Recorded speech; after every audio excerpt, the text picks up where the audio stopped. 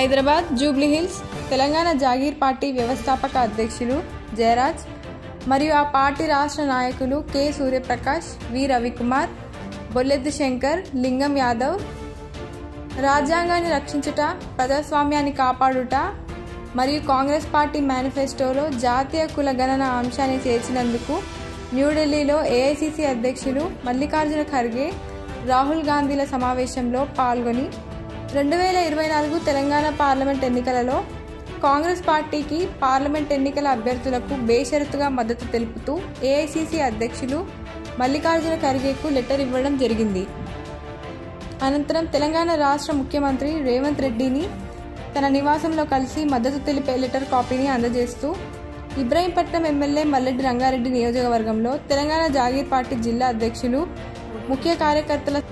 సమావేశ సభకు ముఖ్యమంత్రి రేవంత్ రెడ్డిని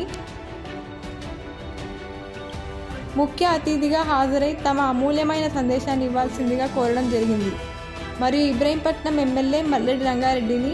మరియు Turkayamjal municipality Kammaguda councillor, TPCC member Kakumanu సునీల్ను కలిసి తెలంగాణ జాగీర్ పార్టీ తలపెట్టిన ముఖ్య కార్యకర్తల సమావేశానికి